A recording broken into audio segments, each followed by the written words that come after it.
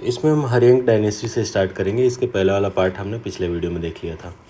तो इसका इस्टेब्लिशमेंट कौन किया, हरियंक डायनेस्टी का इस्टेब्लिशमेंट कौन किया, तो बिम्बिसारा ने फाउंड करा क्या, हरियंक डायनेस्टी को। कब, 544 BC में। ठीक है, बिम्बिसारा ने एक्सपैंड करा था मगध एम्पायर को एंड इसको एक पावरफुल किंगडम बनाया था। तो याद रखना, बिम्बिसारा ने क्या इस्टेब्लिश करा था, हरियंक डायनेस्टी को।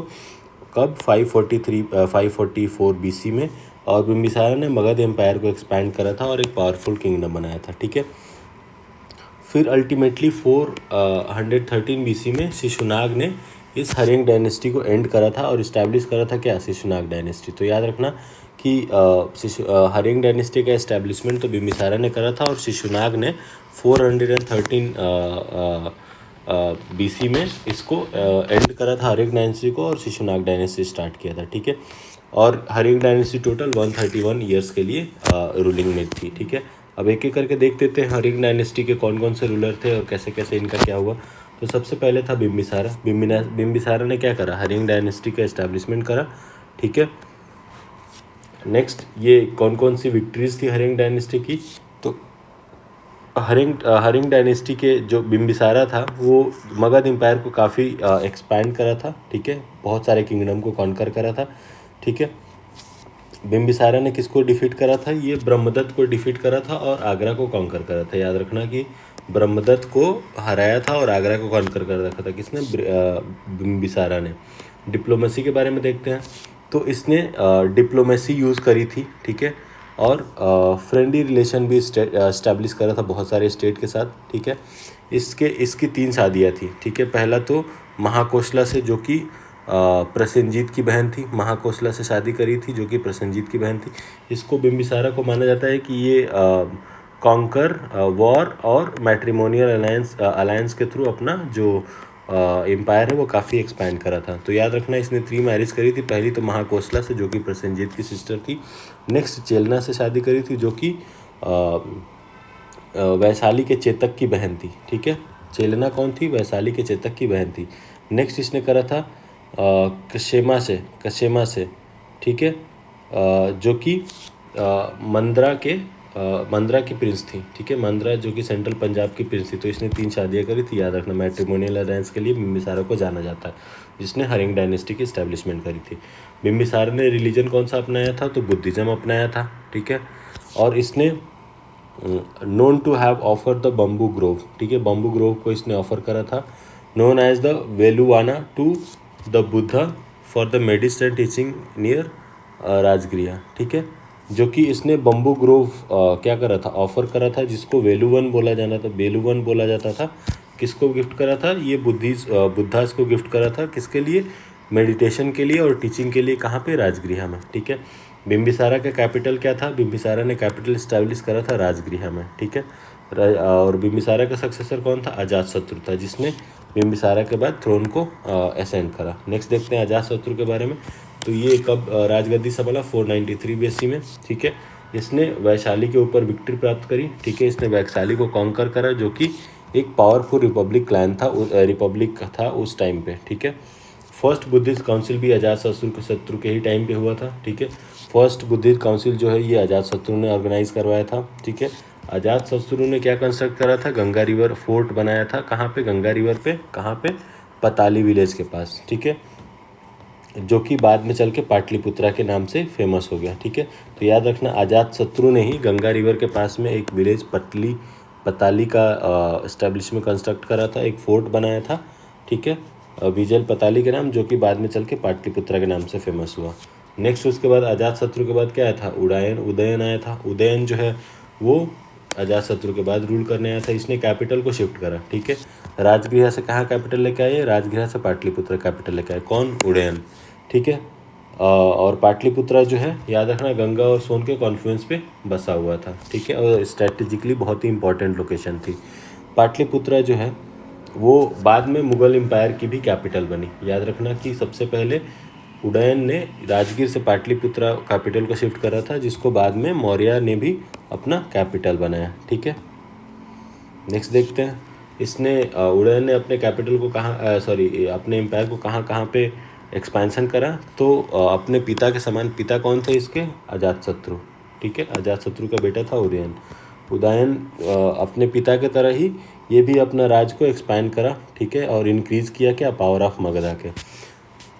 आर्ट एंड कल्चर के मामले में पैट्रोनाज देख लेते हैं। तो उदयन ने पैट्रोनाज करा था किसको, आर्ट एंड कल्चर को, और बहुत सारे मैग्निफिसेंट बिल्डिंग और टेम्पल्स को बनवाया था अपने टाइम पे, ठीक है, ये भी याद रखना। असासिनेशन के बारे में देखते हैं। तो असासिनेशन उदयन का उसके बेटे अनिरुद्ध ने उसको असासिनेट कर दिया था, ठीक है, और फिर एज ए मोनार्क जो है सक्सीड करा था। तो याद रखना कि असासिनेशन उदयन का कौन करा था, उसका खुद का बेटा अनिरुद्ध ने उसका असासिनेशन कर दिया था और फिर गद्दी पे बैठ गया था। नागदशक कौन था?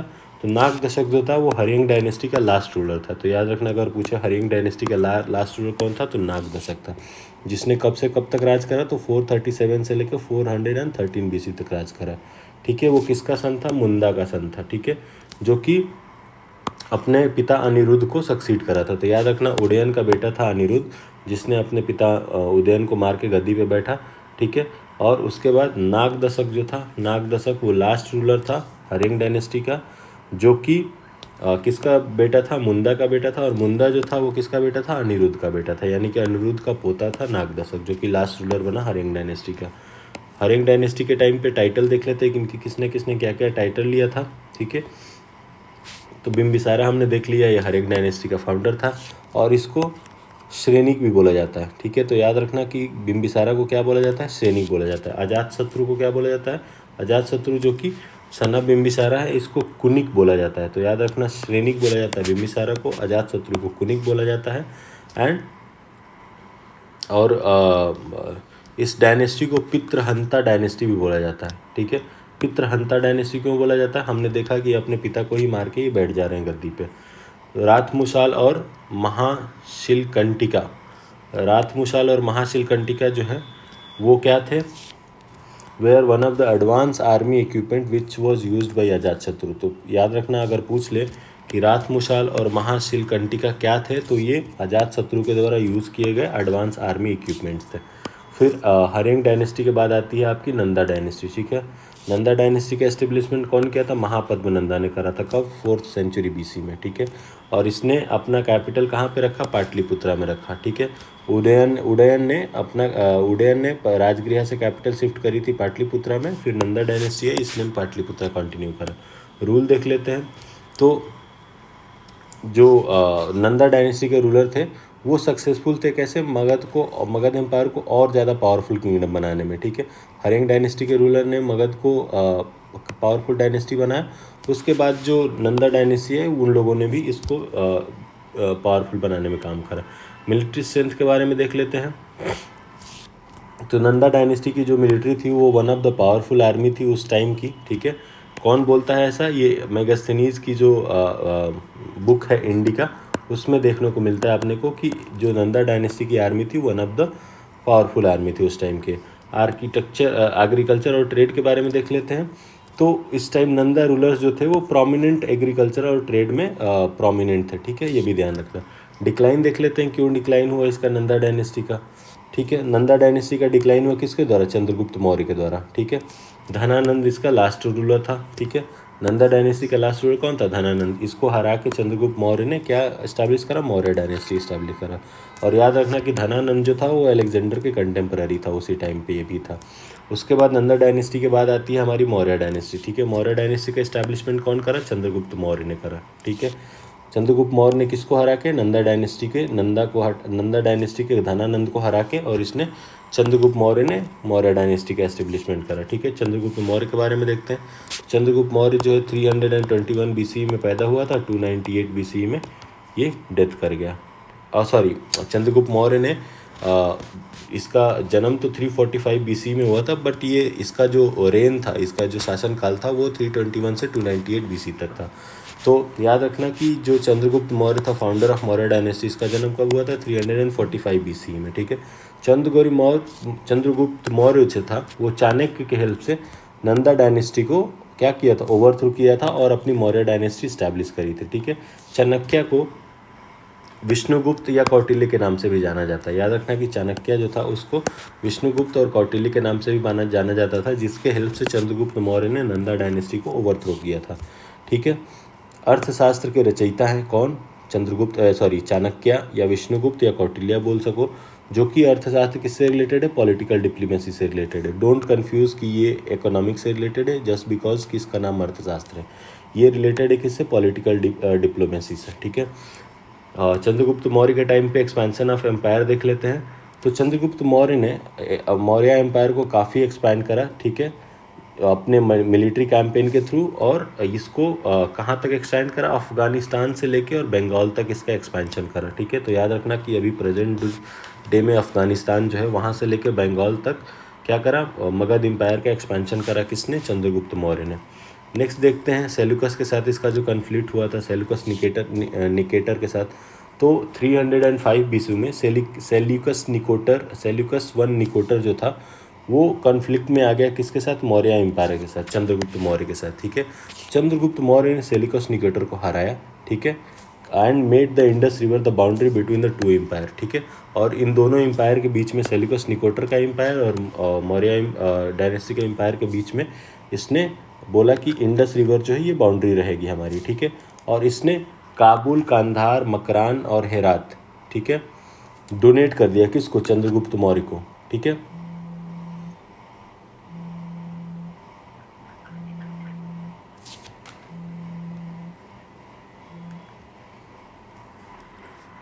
किसने डोनेट करा था, सेल्यूकस निकोटर ने काबुल, कंधार, मकरान और हेरात जो है वो चंद्रगुप्त मौर्य को डोनेट कर दिया, और जो है got his sister Cornelia married to Chandragupta Maurya. याद रखना कि सेल्यूकस निकोटर को ये जो है आपका चंद्रगुप्त मौर्य ने हराया था, ठीक है, और हराने के बाद अपनी बेटी की शादी भी चंद्रगुप्त मौर्य से करा दी थी, और उसके बदले इसने काबुल, कंधार, मकरान और हेरात जो है ये उसको डोनेट किया था, ठीक है, चंद्रगुप्त मौर्य को। किसने, ये आपके सेल्यूकस निकेटर ने।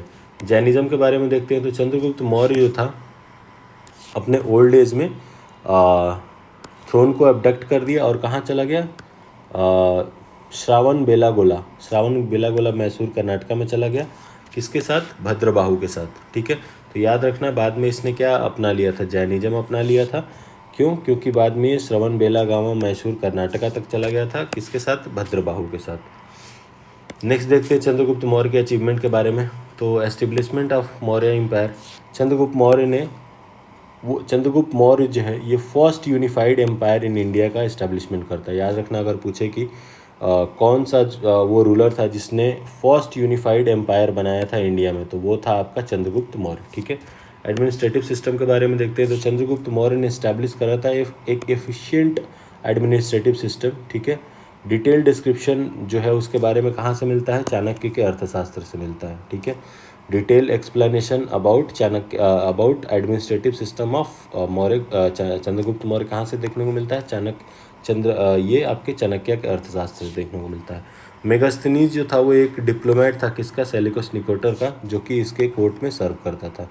याद रखना मेगास्थनीज जो था किसका डिप्लोमेट था, ये सेल्यूकस निकेटर का था, एक क्या था, डिप्लोमेट था, जो कि चंद्रगुप्त मौर्य के कोर्ट में सर्व करता था।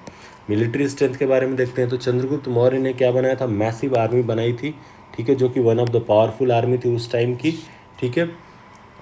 इसके पास कितने 6 लाख इन्फेंट्रीज थे, और 6 लाख इन्फेंट्री या फुट सोल्जर थे, 30,000 के आसपास कैवलरीज थी, ठीक है, और 9,000 के आसपास वॉर एलिफेंट्स थे इसके पास, ठीक है। तो काफ़ी बड़ी आर्मी थी इसकी।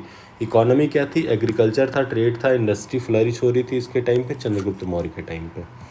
नेक्स्ट देखते हैं चंद्रगुप्त मौर्य के बाद बिंदुसारा आया, ठीक है। आप इसको बिम्बिसारा से वो मत हो जाना, बिम्बिसारा जो था वो आपका हरियंग डायनेस्टी का फाउंडर था, ठीक है। और बिंदुसारा जो है वो ये आपका मौर्य डायनेस्टी का सेकेंड रूलर है आफ्टर चंद्रगुप्त मौर्य, ठीक है। बर्थ एंड कोरोनेशन के बारे में देख लेते हैं। तो बिंदुसारा का बर्थ हुआ था 320 बीसी में। इसने अपने थ्रोन को असेंड करा कब, अपने पिता की मृत्यु के बाद 298 बीसी में, ठीक है। Mahabhashya refer to Chandragupta Maurya successor at Amrit Ghat which literally means a slayer of enemy, ठीक है। महाभाष्य जो एक राइटर हैं वो चंद्रगुप्त मौर्य को क्या बोलते हैं, अमृत घात बोलते हैं, अमृत घात के नाम से बोलते हैं, ठीक है। जिसका मतलब होता है कि स्लेयर ऑफ एनिमीज़, जो अपने एनिमीज़ को एकदम बक्सता ही नहीं है, ठीक है। वायु पुराण में वायु पुराण ही कॉल्ड भद्रसारा और नंदसारा, ठीक है। महाभाष्य ने चंद्रगुप्त मौर्य सक्सेटर रेफर करा चंद्रगुप्त मौर्य को कहाँ पे, अमृत घाट में, जिसका मतलब होता है स्लेयर ऑफ एनिमी। और वायु पुराण में भद्रसाहा और नंदसारा उसको रेफर करा, ठीक है। बिंदुसारा ने कितने साल तक रूल करा, लगभग 25 साल तक रूल करा। और बिंदुसारा जो है वो आजीविका सेक्ट को बिलोंग करता था, ठीक है। और ये आजीविका सेक्ट का फाउंडर भी था, ठीक है, मखालीपुत्रा गोसा, ठीक है। फाउंडर ऑफ आजीविका सेक्ट है मखालीपुत्र गोसाल, ठीक है। तो याद रखना, ये जो बिंदुसारा है ये फाउंडर नहीं था आजीविका सेक्ट का, आजीविका सेक्ट के फाउंडर थे मखालीपुत्र गोसा, और ये जो बिंदुसारा था वो आजीविका सेक्ट को बिलोंग करता था, ठीक है। एक्सटेंट ऑफ एम्पायर देख लेते हैं। तो बिंदुसारा के टाइम पे मौर्य का जो एम्पायर था वो अफगानिस्तान से बंगाल तक फ्लरिश कर रहा था, ठीक है। पीसफुल पॉलिसी, बिंदुसारा जो था वो एक्सपेंशनरी पॉलिसी में अपने पिता के चंद्रगुप्त मौर्य की तरह एक्सपेंशनरी पॉलिसी में पार्ट नहीं लिया, ठीक है, जबकि उसने एक पीसफुल पॉलिसी फॉलो करी थी, ठीक है। याद रखना, जो चंद्रगुप्त मौर्य था उसने बहुत ही अपना मगध एम्पायर था वो काफ़ी एक्सपैंड करा था, बट बिंदुसारा ने पीसफुल पॉलिसी अपनाई थी, बहुत ज़्यादा एक्सपेंशनरी पॉलिसी अपने पिता की तरह नहीं फॉलो किया था। फिर बिंदुसारा के बाद आता है आपका अशोका। अशोका का रेन कब से कब तक रहा, 273 से 232 BC तक रहा। Life and rain of Ashoka के बारे में देख लेते हैं। बर्थ एंड कोरोनेशन, तो अशोका का जो जन्म हुआ था 304 BC में हुआ था, ठीक है। ये किसका बेटा था, बिंदुसारा का बेटा था अशोका, ठीक है। और थ्रोन पे 269 BC में ये असेंड हुआ, 269 BC में इसका कोरोनेशन हुआ, ठीक है, राजगद्दी मिली। मदर का नाम था सुभद्रांगी, ठीक है। अशोका के मदर का क्या नाम था, सुभद्रांगिनी। सुभद्रांगिनी किसका नाम था, ये नाम था आपके अशोका के मदर का नाम, ठीक है। नेक्स्ट देखते हैं अशोका का जो सबसे फेमस वाला वो है कलिंगा वार है। कलिंगा वार ये जो अशोका ने अपने 8th year of the rain में 261 BC में कलिंगा वार लड़ा, ठीक है। 269 में थ्रोन पे आया और 8 साल बाद 261 में इसने कलिंगा वार लड़ा। और अशोका जो है कलिंगा वार में जो टेरिबल मैसेकर हुआ था उसको देख के बहुत ही दुखी हुआ, ठीक है। और उसके बाद जो है बुद्धिज़्म अपना लिया, किसने, अशोका ने, ठीक है। फिर उसके लाइफ में सिग्निफिकेंट चेंज आए और वो सारे चेंजेस जो है वो 13th रॉक एडिक्ट में मेंशन्ड है। क्या क्या चेंजेस आए, कलिंगा वार में क्या हुआ, कैसे जो है आपकी अशोका की जो मेंटालिटी है वो चेंज हो रही है, ठीक है। उसके बाद propagation of Dhamma. After Kalinga war Ashoka जो थे वो बुद्धिज़्म को प्रोपागेट करने में बिजी हो गए थे, ठीक है, और बुद्धिज़्म को अपना लिए थे। इन्होंने एक न्यू पॉलिसी अपनाई जिसको नाम दिया इन्होंने क्या, धम्मा, ठीक है। धम्मा का मेन एम क्या था, मेन एम था कि वो वर्क करेगी किसके लिए, welfare of all living beings के लिए, ठीक है।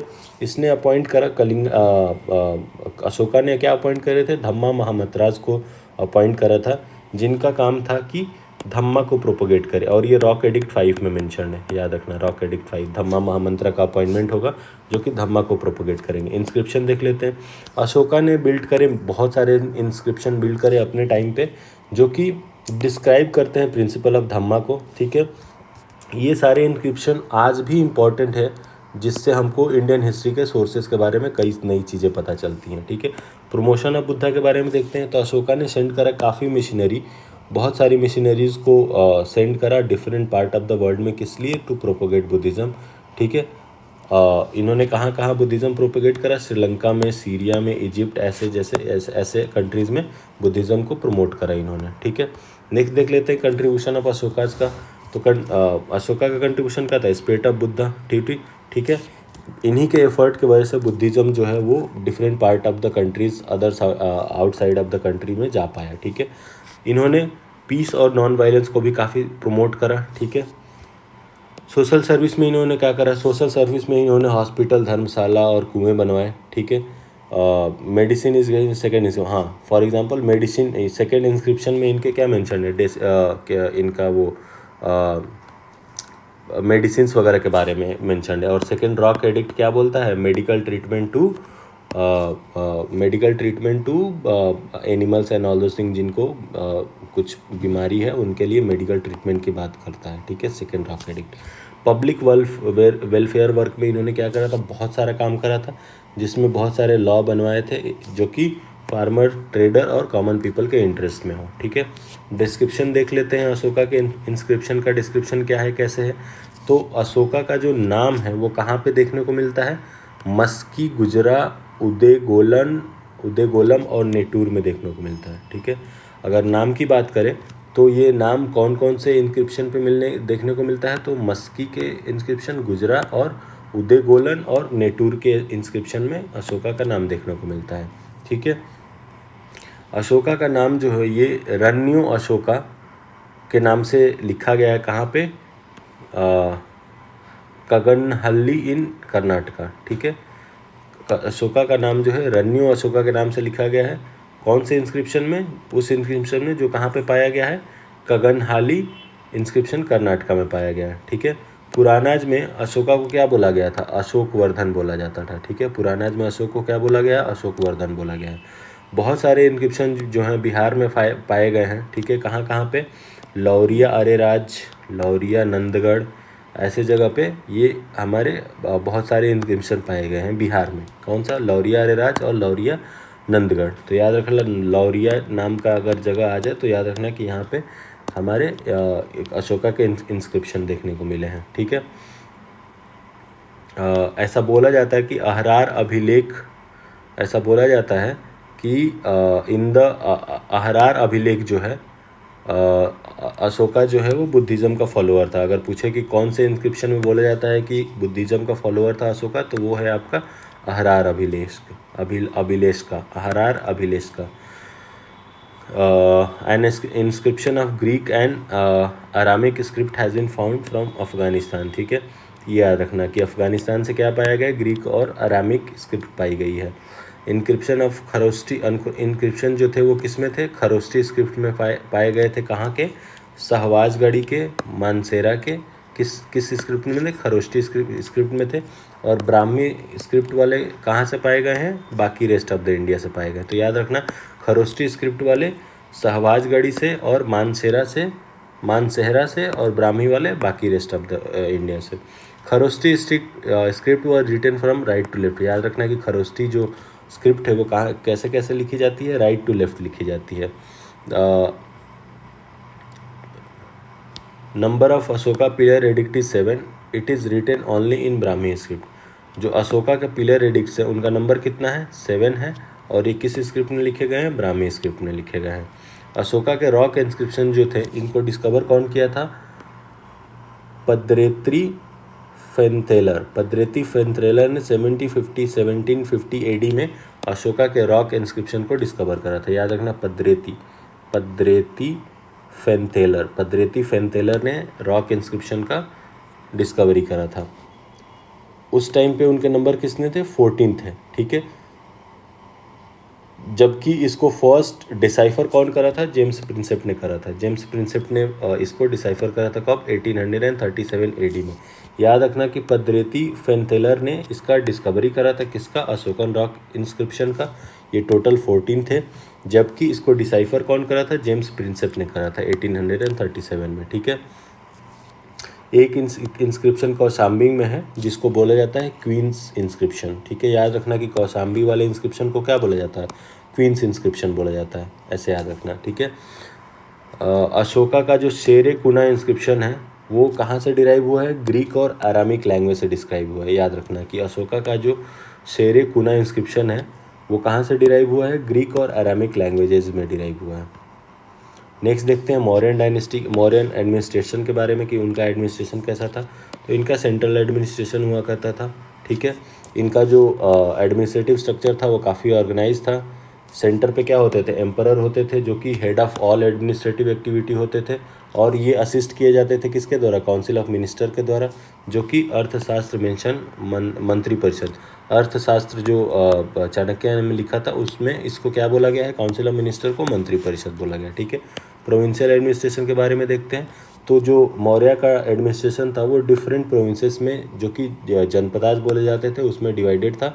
ठीक है, जो कि क्या जिसको कौन लुक आफ्टर करता था, कुमार और आर्यपुत्र जो कि प्रिंसेस बोले जाते हैं। कुमार्स एंड आर्यपुत्रास जो थे वो जनपदास को लुक आफ्टर करते थे और उनको प्रोविंसेस भी बोला जाता था। ठीक है, ये प्रोविंसेस फर्दर किस में स्मॉलर एरिया में डिवाइडेड होते थे। जिनको कौन लुक आफ्टर करता था, उनको डिफरेंट ऑफिशियल्स लुक आफ्टर करते थे। ठीक है, और ये प्रोविंसेस को क्या बोला जाता था, चक्रा बोला जाता था। प्रोविंसेस का दूसरा नाम क्या था, चक्रा था।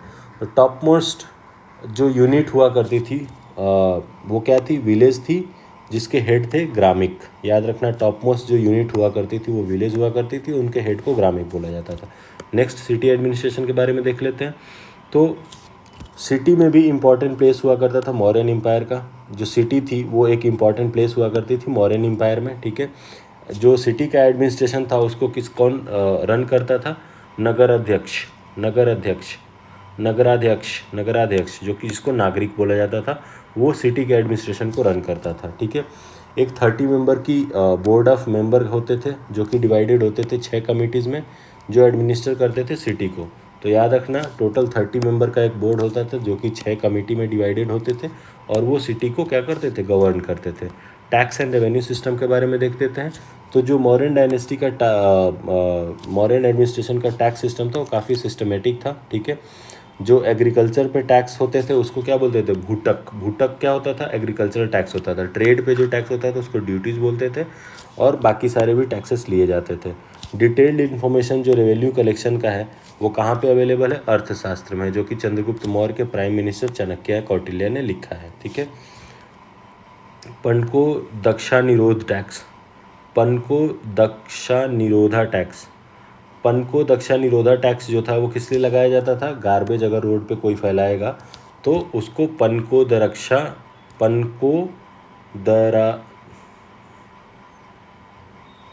दक्षा निरोध टैक्स लगता था। ठीक है, तो याद रखना कि मौर्यन डायनेस्टी में मौर्यन एडमिनिस्ट्रेशन में एक बहुत ही स्पेशल टाइप का टैक्स हुआ करता था, जो कि कब लगता था, जब आप रोड पे गार्बेज वगैरह स्प्रेड करोगे उस टाइम पे लगता था। उसको क्या बोला जाता था, पनको दक्षा निरोध टैक्स। ठीक है, मिलिट्री एडमिनिस्ट्रेशन कैसा था इनका, तो बहुत स्ट्रांग इनकी मिलिट्री थी और ये 4 मेजर डिवीज़न में डिवाइडेड थी। क्या क्या, इन्फेंट्री, कैवेलरी, चैरियोट और आर्मी, ये 4 मेजर डिवीज़न में डिवाइडेड थी। ठीक है, इन्फेंट्री, कैवेलरी, चैरियोट और आर्मी। ठीक है, एंड एलिफेंट आर्मी का जो हेडक्वार्टर होता था वो कहाँ पे होता था, पटलिपुत्रा में होता था। और वो कौन कंट्रोल करता था, महासेनापति, जो चीफ कमांडर होते थे या नायक होते थे वो कंट्रोल करते थे।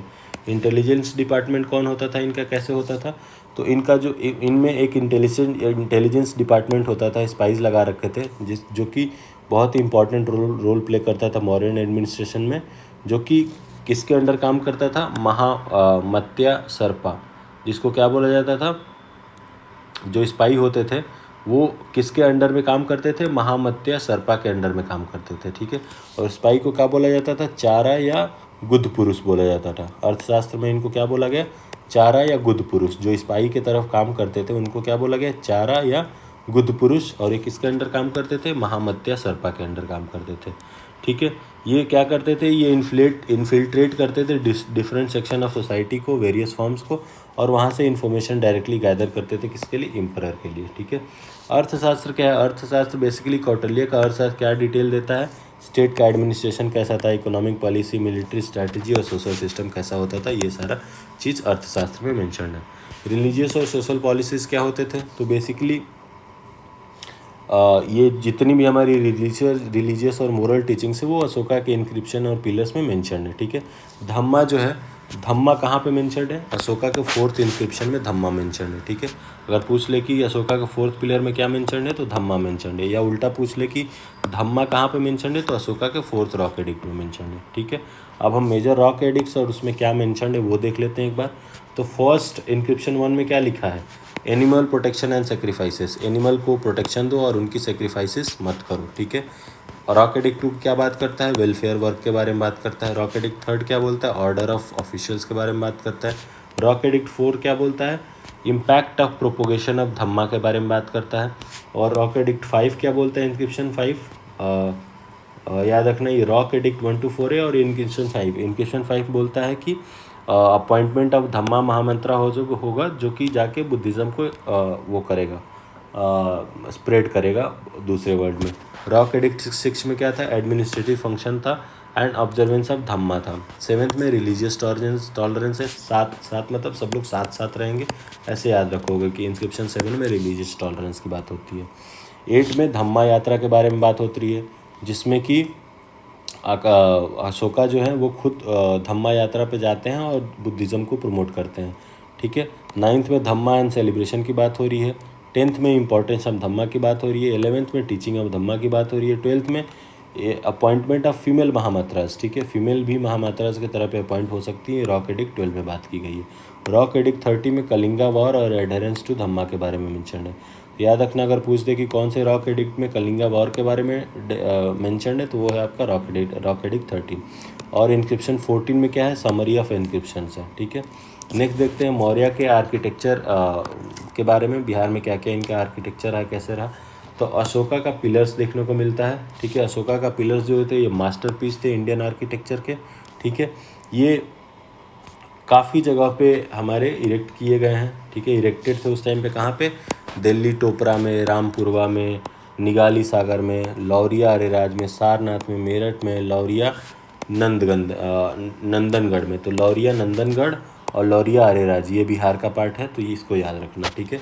ये 7 जगह पे ये पिलर इरेक्ट किए गए हैं। मोस्ट फेमस पिलर जो है वो सारनाथ में है, ठीक है, जिसमें 4 लायंस है टॉप पे, ठीक है। और ये नेशनल एम्बलम भी कंसीडर किया गया है, ठीक है, इंडिया का नेशनल एम्बलम भी कंसीडर किया गया है, ठीक है। अशोका का जो है रिलीजियस एडिक्ट है धम्मा स्क्रिप्ट इंस्क्राइब्ड ऑन देम। ये जो पिलर्स हैं उसमें अशोका के धर्मा रिलीजियस एडिक्ट जो है धम्मा स्क्रिप्ट है उस पर इंस्क्राइब्ड की गई हैं, जो क्या पढ़ाती हैं हमें, जो कि peace, non violence and religious tolerance के बारे में सिखाती हैं, ठीक है। अशोक चक्र जो है सारनाथ पिलर के टॉप पे, वो इम्पॉर्टेंट आर्किटेक्चर और स्ट्रक्चर है। ये 24 स्पोक्ड व्हील है, ठीक है, जो कि हमारे नेशनल फ्लैग का पार्ट भी है, ठीक है। और धर्मा चक्र बोला जाता है, ये जो 24 स्पोक्ड व्हील है इसको क्या बोला जाता है, धर्मा चक्र बोला जाता है, जो कि सिंपलाइज करता है धर्मा को, मोरालिटी को और जस्टिस को, ठीक है। बुद्धिस्ट विहारास बनाए इन्होंने बहुत सारे, तो अशोका ने बनाया बुद्धिस्ट विहारा और मोनेस्ट्री काफ़ी सारे बनाया, जिसमें ये क्या करते थे, मेजर एजुकेशनल सेंटर होते थे जैसे नालंदा और तक्षशिला, ठीक है। नालंदा और तक्षशिला भी एक तरह के बुद्धिस्ट विहारा और मोनेस्ट्री ही थे। अशोका ने धर्मशाला भी बनवाए काफ़ी सारे, किसके लिए, बुद्धिस्ट मॉन्क को फैसिलिटेट करने के लिए। अशोका के केव कैंपल्स भी थे काफ़ी सारे, उसने बहुत सारे केव्स बनवाए, ठीक है, जिसमें बुद्धिस्ट मॉन्क्स जो थे वो मेडिटेशन करते थे और वहाँ पे एकोमोडेशन लेते थे। जो मोस्ट फेमस है इन सारों में से वो क्या है, बराबर और नागार्जुनी हिल्स, जो कि बिहार में स्थित है। याद रखना कि बराबर और नागार्जुनी हिल्स जो कि अशोका ने बनवाया था as a Ashoka cave temple, ये जो है बिहार में है, ठीक है। नेक्स्ट हमारा आता है गुप्ता एम्पायर, गुप्ता डायनेस्टी के बारे में देखते हैं। तो जब हमारी मौर्य डायनेस्टी ख़त्म हुई तो आई हमारी गुप्ता डायनेस्टी। तो एस्टेब्लिशमेंट ऑफ गुप्ता डायनेस्टी के बारे में देखते हैं। तो श्रीगुप्त जो थे वो कौन थे, फाउंडर ऑफ गुप्ता डायनेस्टी के थे। तो अगर पूछे कि गुप्ता डायनेस्टी के फाउंडर कौन थे, तो वो थे आपके श्रीगुप्त, ठीक है, जिनके बारे में बहुत ही लिमिटेड इन्फॉर्मेशन अवेलेबल है हिस्टोरिकल सोर्सेस में, ठीक है। इनके टाइम का श्रीगुप्त के रेन का जो कार्य था वो बहुत ही अनक्लियर है, एंड ये जो कंसिडर किए जाते हैं ये अर्लीस्ट गुप्ता डायनेस्टी के रूलर कंसिडर किए जाते हैं, ठीक है। इन्होंने प्रोबेबली नॉर्थ इंडिया वाले पार्ट में रूल करा था और इनका कोई भी डॉक्यूमेंटेशन अवेलेबल नहीं है इनके शासनकाल का, ठीक है। अब देखते हैं एक्सटेंट ऑफ गुप्ता एम्पायर और उसके इंपॉर्टेंट रूलर कौन कौन थे। तो इसके बाद श्रीगुप्त के बाद आए हमारे चंद्रगुप्त वन, ठीक है। याद रखना कि ये चंद्रगुप्त मौर्य से कंफ्यूज मत होना, चंद्रगुप्त मौर्य का पूरा नाम क्या है, चंद्रगुप्त मौर्य, और चंद्रगुप्त वन जो हैं वो आपके गुप्ता डायनेस्टी के रूलर हैं। तो चंद्रगुप्त मौर्य 320 से 335 एडी में आते हैं। इन्होंने गुप्ता डायनेस्टी को ट्रांसफॉर्म करा पावरफुल एम्पायर में। तो याद रखना श्रीगुप्त ने तो गुप्ता डायनेस्टी का फाउंडेशन रखा था और चंद्रगुप्त वन ने इस डायनेस्टी को एक पावरफुल एम्पायर के रूप में खड़ा करते हैं, ठीक है। इन्होंने लिच्छवी के प्रिंसेस कुमारा देवी से शादी करा। याद रखना है कि कुमार गुप्त वन ने किससे शादी करा, लिच्छवी की प्रिंसेस कुमार देवी से शादी करा, ठीक है। ये और अब चूँकि अब लिच्छवी में इनकी शादी हो गई तो जो लिच्छवीज थे वैशाली के, इन्होंने हेल्प करा किस में इस्टेब्लिश करने में, इनकी अथॉरिटी कहाँ पे, मगध और पाटलिपुत्रा जैसे शहर में इनकी अथॉरिटी इस्टेब्लिश करने में हेल्प करी। किसने, लिच्छवीज ऑफ वैशालीज ने। क्योंकि ये लिच्छवी की प्रिंस जो थी कुमार देवी उनसे शादी कर लिए थे। और इन्होंने भी अपना कैपिटल कहाँ रखा, पाटलिपुत्रा रखा, ठीक है, याद रखना।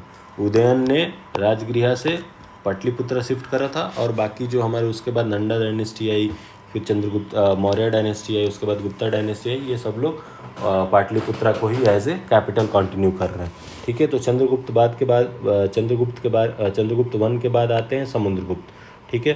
तो समुद्रगुप्त जो थे वो चंद्रगुप्त वन के बेटे थे, जिन्होंने जिनको most powerful ruler of Gupta empire consider किया जाता है, ठीक है। याद रखना कि समुद्रगुप्त को क्या कंसिडर किया जाता है, गुप्ता एम्पायर का मोस्ट जो है पावरफुल रूलर कंसिडर किया जाता है। इन्होंने अपने एम्पायर को काफ़ी एक्सपैंड करा, ठीक है।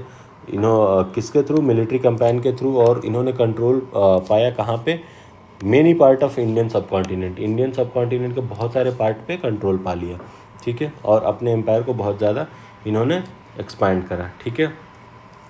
इनकी जो प्रयागम प्रशस्ति इंस्क्रिप्शन है, जो मोस्ट इम्पॉर्टेंट, जो इनकी मिलिट्री विक्ट्रीज के बारे में बताता है और इनके administrative achievement of Gupta empire के। तो याद रखना, प्रयागम प्रशस्ति जो इंस्क्रिप्शन है वो इनके मिलिट्री विक्ट्रीज गुप्ता एम्पायर के बारे में, गुप्ता एम्पायर के मिलिट्री विक्ट्रीज और उनके अचीवमेंट्स के बारे में कहाँ देखने को मिलता है, प्रयाग प्रशस्ति में। याद रखना, प्रयाग प्रशस्ति जो इंस्क्रिप्शन है, ठीक है, प्रयाग प्रशस्ति वो किसके बारे में बताता है, गुप्ता एम्पायर के बारे में बताता है कि इनकी जो है मिलिट्री विक्ट्री कैसी है और इनका एडमिनिस्ट्रेटिव अचीवमेंट कैसा था। तो ये फैक्ट याद रखना, प्रयाग प्रशस्ति, गुप्ता एम्पायर। फिर उसके बाद चंद्रगुप्त वन के बाद समुद्रगुप्त वन आते हैं उनके बेटे, फिर समुद्रगुप्त के बाद आते हैं चंद्रगुप्त टू, ठीक है। Chandragupta two again son of Samudragupta के बेटे होते हैं, जो क्या करते हैं, गुप्ता एम्पायर को इसके पीक पे ले जाते हैं, ठीक है। चंद्रगुप्त टू क्या करते हैं, गुप्ता एम्पायर को इसके पीक पे ले जाते हैं, जो कि साका चिफ्टेन रुद्रसेन III को डिस्ट्रॉय कर देते हैं और उनका जो किंगडम है वो अनेक्स कर लेते हैं। याद रखना कि अगर पूछे कि रुद्रसेन III जो थे, जो कि साका के चिफ्टेन थे, उनको कौन डिस्ट्रॉय करता है, तो वो करते हैं चंद्रगुप्त टू, ठीक है। याद रखना, चंद्रगुप्त टू का जो मोस्ट इंपॉर्टेंट चीज़ है वो यही है कि वो साका चिफ्टेन रुद्रसेन III को डिस्ट्रॉय करते हैं और उनका जो किंगडम होता है उनको अनेक्स कर लेते हैं, ठीक है। चंद्रगुप्त टू जो है वो साका एम्पायर को डिफीट करते हैं और उसके ऊपर अपना कंट्रोल जाहिर कर लेते हैं, ठीक है। साका को हराते हैं और अपना कंट्रोल कर लेते हैं किस पे, गुजरात, मालवा और पार्ट ऑफ सदर्न इंडिया के, ठीक है। आर्ट, लिटरेचर और साइंस जो इनके रेन में काफ़ी फ्लरिश हुआ था। फिर चंद्रगुप्त टू के बाद आते हैं कुमारगुप्त वन, ठीक है। तो याद रखना, सबसे पहले कौन आए थे, चंद्रगुप्त वन, उसके बाद समुद्रगुप्त, उसके बाद चंद्रगुप्त टू, उसके बाद आते हैं कुमारगुप्त, ठीक है। कुमारगुप्त अगेन चंद्रगुप्त टू के बेटे होते हैं, ठीक है। चंद्रगुप्त टू के बेटे होते हैं कुमारगुप्त, जो कंटिन्यू करते हैं अपने एम्पायर को एक्सपैंड करना, ठीक है। कुमारगुप्त टू ने पैट्रोनाइज करा था बुद्धिस्ट को। याद रखना, कुमारगुप्त वन ने क्या करा था, बुद्धिस्ट को पैट्रोनाइज करा था, ठीक है। और हिंदू मॉनेस्ट्री भी बनवाए थे उन्होंने, ठीक है। और हुनोस का जो इन्वेजन हुआ था वो कुमारगुप्त वन के ही टाइम पे हुआ था। ये क्वेश्चन बहुत फ्रेम होता है, पूछेगा कि हुनाज का जो है वो कब आक्रमण हुआ था, तो वो कुमारगुप्त के ही टाइम पे हुआ था, ठीक है। कुमारगुप्त वन के टाइम पे हुनाज का आक्रमण हुआ था। फिर आते हैं स्कंदगुप्त, ठीक है। कुमारगुप्त के बाद कौन आता है, स्कंदगुप्त आते हैं, जो कि कुमारगुप्त के बेटे होते हैं। इन्होंने हुना इन्वेजन के अगेंस्ट लड़ाई लड़ी, ठीक है। याद रखना कि कुमारगुप्त वन के टाइम में हुनाज का इन्वेजन हुआ और हुनाज के अगेंस्ट लड़ाई कौन लड़ा, स्कंदगुप्त ने लड़ा, ठीक है। स्कंदगुप्त ने हुनाज को हराया भी, ठीक है। बट उसके बाद जो इनका एम्पायर है वो वीकेन हो गया, क्यों, क्योंकि इन इन्वेजन से। अब ये हुनाज का जो इन्वेजन हो रहा था उसको तो ये स्कंदगुप्त ने कंट्रोल कर लिया था, बट इसके वजह से काफ़ी एम्पायर को लॉस हुआ। इसके वजह से जो इनका एम्पायर था वो वीक हो गया। उसके बाद धीरे धीरे fall of Gupta empire start हो गया, ठीक है। तो याद रखना कि गुप्ता एम्पायर का फॉल होने का वन ऑफ द रीज़न था हुनाज इन्वेजन, ठीक है। Decline of Gupta invasion occurred in the latter half 5th century, जब हुना ने इन्वेट करने चालू कर दिया इनके रीजन को, ठीक है। इनके टाइम पे आर्ट एंड आर्किटेक्चर के बारे में बात कर लेते हैं। तो यूनिक डेवलपमेंट हुआ था आर्ट एंड आर्किटेक्चर का गुप्ता एम्पायर के टाइम में, ठीक है। इस टाइम पे अजंता केव की पेंटिंग्स होने लगी थी, ठीक है। अगर पूछे कि पेंटिंग ऑफ अजंता केव जो है वो किससे बिलोंग करता है, तो वो आपके गुप्ता पीरियड से ही बिलोंग करता है, ध्यान रखना, ठीक है। टेम्पल्स बहुत सारे बनवाए इन्होंने टेम्पल्स जैसे बहुत सारे टेम्पल्स बनवाए, जैसे उदयगिरी में बनवाया, ठीक है। खंडगिरी केव्स में बनाया, ठीक है, दशावतार टेम्पल बनवाया, देवघर टेम्पल बनवाया, ठीक है। ये सारे किसके टेम्पल्स है? गुप्ता एम्पायर के, ठीक है। दशावतार यूपी में है, देवघर भी यूपी में है। बेसिकली ये टेम्पल यूपी में है, याद रखना। लिटरेचर एंड साइंसेस के बारे में बात कर लेते हैं। गुप्ता एम्पायर के बारे में क्या था? तो लिटरेचर एंड साइंस के लिए गुप्ता एम्पायर को गोल्डन एज माना जाता है। तो याद रखना कि अगर पूछ ले कि golden age of literature and science किस एज को कंसिडर किया जाता है, तो गुप्ता पीरियड को कंसिडर किया जाता है, ठीक है। क्यों? क्योंकि इन्होंने काफ़ी सारा एडवांसमेंट किया था किसमें? एजुकेशन में, आर्ट में और साइंस के फील्ड में, ठीक है। इनके टाइम पे कालिदास, बाणभट्ट और विष्णु शर्मा जैसे ग्रेट फिगर्स जो है, ग्रेट लिटरेरी फिगर्स जो थे वो रहा करते थे, ठीक है। तो याद रखना, इसलिए गुप्ता एम्पायर को गोल्डन एज बोला जाता है। किसके लिए? बेसिकली आपके लिटरेचर एंड साइंस के फील्ड में। क्यों? क्योंकि कालिदास, बाणभट्ट, विष्णुगुप्त ऐसे महान लोग जो है वो गुप्ता एम्पायर के ही टाइम पे रहा करते थे।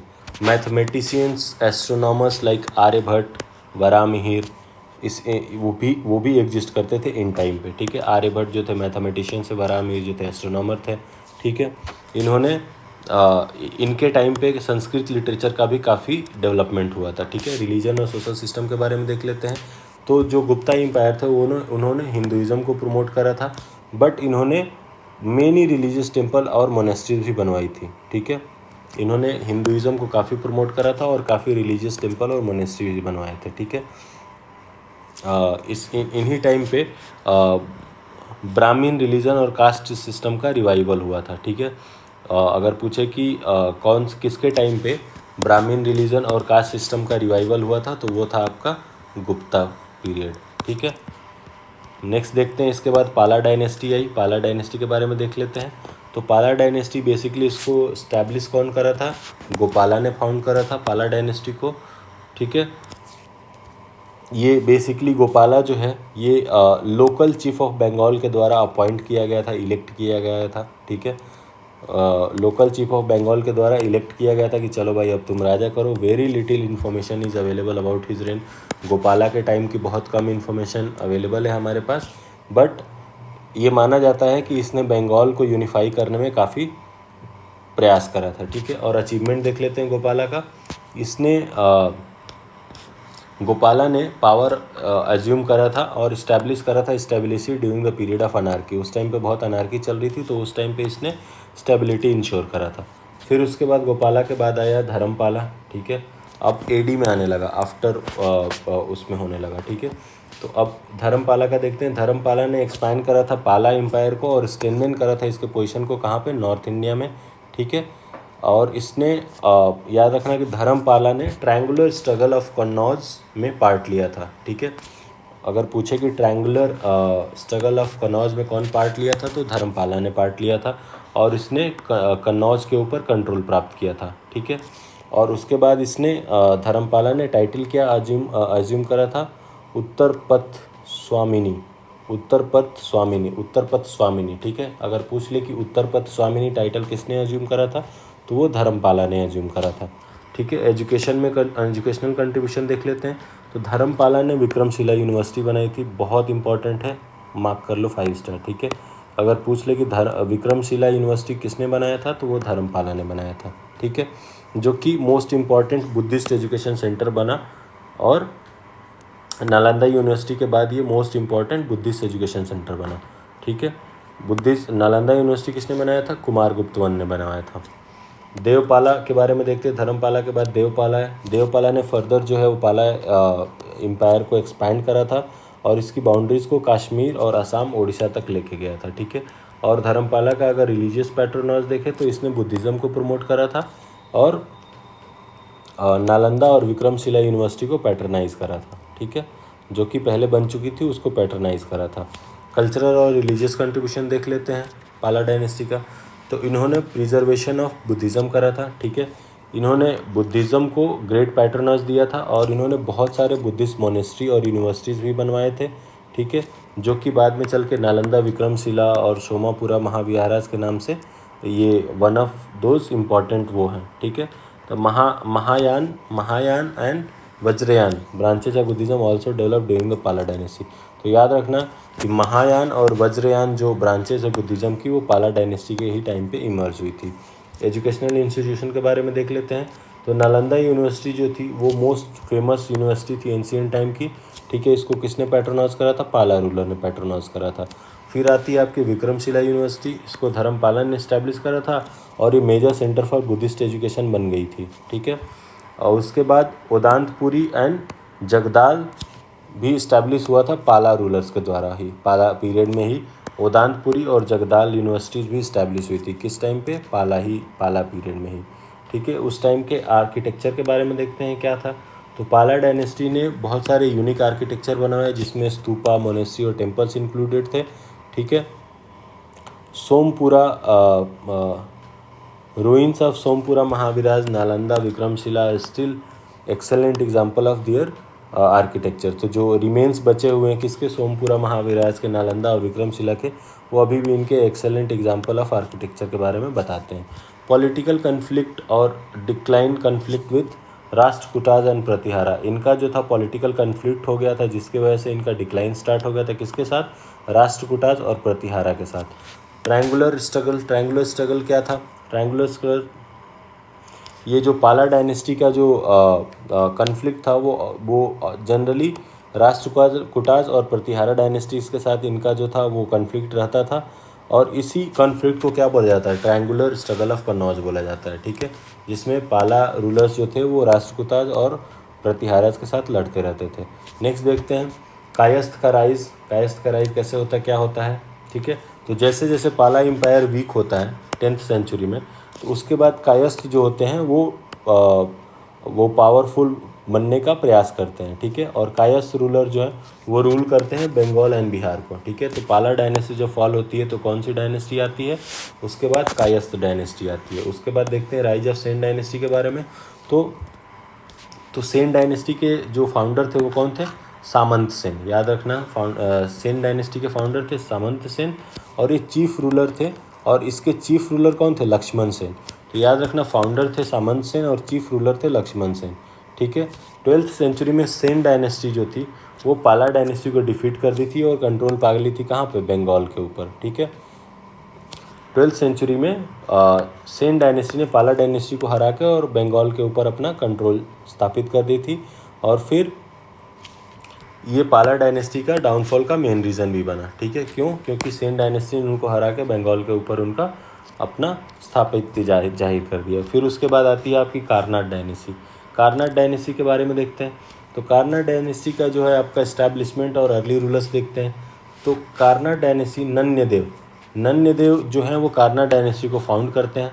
कारनाट डायनेस्टी को फाउंड कौन करता है? नन्यदेव करते हैं, ठीक है। वो ओरिजिनली कर्नाटक रीजन से बिलोंग करते थे और इन्होंने अपना रूल जो है वो मिथिला में इस्टेब्लिश करा, ठीक है। तो याद रखना कि कर्नाट डायनेस्टी जो थी उसके इस्टेब्लिशमेंट किसने करा था? नन्यदेव ने करा था। ये ओरिजिनली कर्नाटका रीजन से बिलोंग करते थे और इन्होंने अपना जो इस्टेब्लिशमेंट है वो मिथिला में इस्टेब्लिश करा, ठीक है। एक्सपेंशन देखते हैं। तो नन्यदेव ने जो है क्या करा था कि मिथिला को अनार्की से बाहर लाया था और एक इस्टेब्लिश करा था। कैसा? स्टेबिलिटी और पीस इस रीजन में इस्टेब्लिश करा था। तो याद रखना, नन्यदेव ने मिथिला को अनार्की से बाहर लेके आए थे और यहाँ पे क्या इस्टेब्लिश करा था? स्टेबिलिटी और पीस इस्टेब्लिश करा था इस रीजन में, मिथिला रीजन में, ठीक है। इन्होंने कारनाट डायनेस्टी के फाउंडेशन को रखा, किसने? नन्यदेव ने। और मिथिला को एक इम्पॉर्टेंट कल्चरल सेंटर बनाया, किसने? नन्यदेव ने। और इन्होंने सिमरावगढ़ को अपना कैपिटल बनाया था जो कि अभी नेपाल में है। तो याद रखना कि अगर पूछ दे कि कारनाट डायनेस्टी ने अपना कैपिटल कहाँ बनाया था तो इसको सिमरावगढ़, जो कि अभी प्रेजेंट डे नेपाल में है। तो अगर पूछ ले कारनाट डायनेस्टी का कैपिटल क्या था तो सिमरावगढ़, बहुत इंपॉर्टेंट है, पूछा जा सकता है। सिमरावगढ़ में कैपिटल बनाया था किसने? कारनाट डायनेस्टी ने अपना। फिर आते हैं नन्यदेव के बाद गंगादेव, ठीक है। तो गंगादेव जो है वो सक्सीड करते हैं नन्यदेव को सक्सीड करते हैं कौन? उनके बेटे गंगादेव, ठीक है। और अपने ये पिता की पॉलिसीज़ को फॉलो करते हैं और किंगडम को एक्सपैंड करते हैं। इनका अचीवमेंट क्या रहता है गंगादेव का? तो इन्होंने एडमिनिस्ट्रेटिव रिफॉर्म को कैरी आउट करा और क्या कंट्रीब्यूट करा? मिथिला के आर्ट, ठीक है, डेवलपमेंट ऑफ मिथिला में बहुत सारा कंट्रीब्यूशन करा, आर्ट कल्चर और एजुकेशन को फ्लरिश करा मिथिला के रीजन में, ठीक है। नेक्स्ट आते हैं उसके बाद हरसिम्हदेव, ठीक है। गंगादेव के बाद कौन आता है? नरसिम्हदेव। नरसिम्हदेव जो थे वो किसके बेटे थे? गंगादेव के बेटे थे, ठीक है। गंगादेव के बाद नरसिम्हदेव आते हैं और इनके रीजन में मिथिला जो है वो बहुत ही शांति और पीस और प्रॉस्पेरिटी इंजॉय करता है, ठीक है। तो याद रखना, अगर पूछे कि कौन से कार्नाट रूलर के ड्यूरेशन में मिथिला जो है वो पीस और प्रॉस्पेरिटी इंजॉय कर रहा था, तो वो थे नरसिम्हदेव, ठीक है। अचीवमेंट क्या था इनका? तो नरसिम्हदेव ने बहुत सारे रिलीजियस प्लेसेस बनवाए और कल्चर को प्रमोट करा। इन्होंने लड़ाइयाँ लड़ी किसके against? Sen ruler of Bengal. Sen ruler जो ऊपर देखा हमने ना, सेन रूलर जो थे वो बंगाल को एनेक्स कर लिए थे, किससे? पाला डायनेस्टी से। तो सेन रूलर के अगेंस्ट बंगाल में लड़ाइयाँ लड़ी, ठीक है। और तिब्बतन स्कॉलर के अकॉर्डिंग, तिब्बतन स्कॉलर क्या बोलते हैं कि इन्हीं के टाइम पे, किसके टाइम पे? नरसिम्हदेव के टाइम पे मोहम्मद बख्तियार खिलजी ने अपनी आर्मी के साथ तिरहुत रीजन को पार किया था और लखनौती रीजन में आ गया था, ठीक है, 1202 में। कौन बोलता है ये? तिब्बतन स्कॉलर बोलते हैं कि इन्हीं के टाइम पे, किसके टाइम पे? नरसिम्हदेव के टाइम पे मोहम्मद बख्तियार खिलजी ने पास करा था अपनी आर्मी के साथ तिरहुत के थ्रू पार किया और लखनौती में आ गया था 1202 में, ठीक है। नरसिम्हदेव ने अपने आप को और अपने किंगडम को बचाया था। कैसे? ट्रिब्यूट पे किया था बख्तियार खिलजी को, ठीक है। उसने बोला था कि बख्तियार खिलजी को कि ठीक है, हम आपको ट्रिब्यूट पे करेंगे, और इसे ही उन्होंने खुद को और अपने किंगडम को बचाया था, ठीक है। धर्मस्वामिनी मेंशन करते हैं unsuccessful campaign of Tughril Tughan in his region during the tenure of Ram Singh Deva, ठीक है। तो ये धर्मस्वामिनी जो है मेंशन करते हैं, क्या किसके बारे में मेंशन करते हैं? धर्मस्वामिनी अनसक्सेसफुल कैंपेन जो हुआ था टुगरिल तुघान का, कहाँ पे? इनके रीजन में, ठीक है। टेन्योर क्या था इनका? किसके टेन्योर में? राम सिंह देवा के टेन्योर में जो अनसक्सेसफुल कैंपेन हुआ था तुगरिल तुगान का, स्वामिनी उसके बारे में बताते हैं, ठीक है। बट याद रखना कि नरसिम्हदेव के ही टाइम पे आपका जो है बख्तियार खिलजी जो है वो बिहार में एंटर किया था, ठीक है। कल्चरल और रिलीजियस कंट्रीब्यूशन देख लेते हैं। कल्चर एंड एजुकेशन, तो बेसिकली कार्नाट डायनेस्टी जो थी वो मिथिला को एक मेजर कल्चरल और एजुकेशनल सेंटर बनाई थी, ठीक है। इन्होंने पैट्रोनाइज करा था क्या? एजुकेशन और लर्निंग को, और प्रमोट करा था संस्कृत लिटरेचर को। तो इन्होंने कल्चरल और रिलीजियस कंट्रीब्यूशन में बहुत हेल्प करा था। मिथिला पेंटिंग, जो मिथिला की पेंटिंग है वो इसी टाइम पे डेवलप हुई थी, कार्नाट डायनेस्टी के ही टाइम पे मिथिला की पेंटिंग जो है वो डेवलप हुई थी। याद रखना, कार्नाट डायनेस्टी का इतना बड़ा इसमें योगदान है। अभी बताओ, कार्नाट डायनेस्टी के जो फाउंडर थे वो कौन थे? ठीक है, नन्यदेव थे, ठीक है। अभी हमने यहाँ पे देखा था कार्नाट डायनेस्टी, नन्यदेव। उसके बाद आए गंगादेव के आए नरसिम्हदेव के टाइम पे क्या हुआ? आपके ये बख्तियार खिलजी का आक्रमण हुआ, ठीक है। मिथिला पेंटिंग उसी टाइम की कार्नाट डायनेस्टी का ही देन है कि मिथिला पेंटिंग इतना फेमस हुई, ठीक है। और लोकली इसको मधुबनी पेंटिंग भी बोला जाता है, किसको? मिथिला पेंटिंग को। नेक्स्ट, हरसिम्हदेव जो थे वो कार्नाट डायनेस्टी के जो थे वो लास्ट ग्रेट रूलर थे। तो याद रखना, अगर पूछते कि कार्नाट डायनेस्टी के लास्ट ग्रेट रूलर कौन थे, तो वो हरसिम्हदेव थे, ठीक है। जबकि नरसिम्हदेव के टाइम पे बख्तियार खिलजी आया था।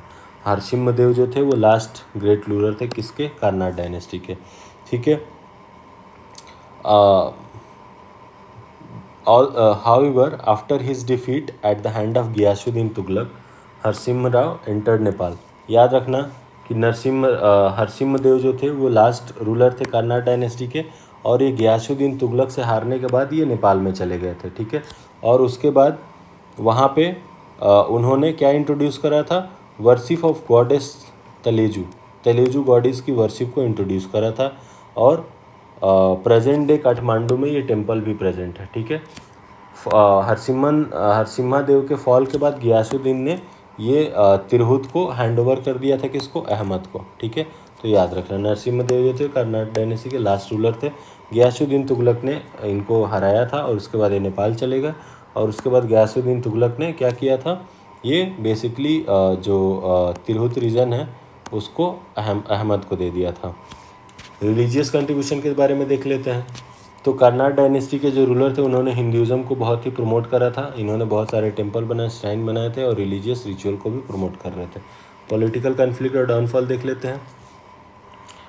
हाँ, पॉलिटिकल स्टेबिलिटी जो था वो इस टाइम पे मेंटेन था, बट इंटरनल कॉन्फ्लिक्ट और एक्सटर्नल इन्वेजन जो थे वो इस रूल को क्या किए, कमज़ोर कर दिए। ठीक है, हमने देखा बख्तियार खिलजी, गयासुद्दीन तुगलक आ गया। डाउनफॉल कैसे हुआ, तो कर्नाड डायनेस्टी जो थी वो 14th सेंचुरी के एंड तक क्या हो गई थी, डिक्लाइन हो गई थी। और इस टाइम पे जो रूलर थे वो हरि सिंह देव थे।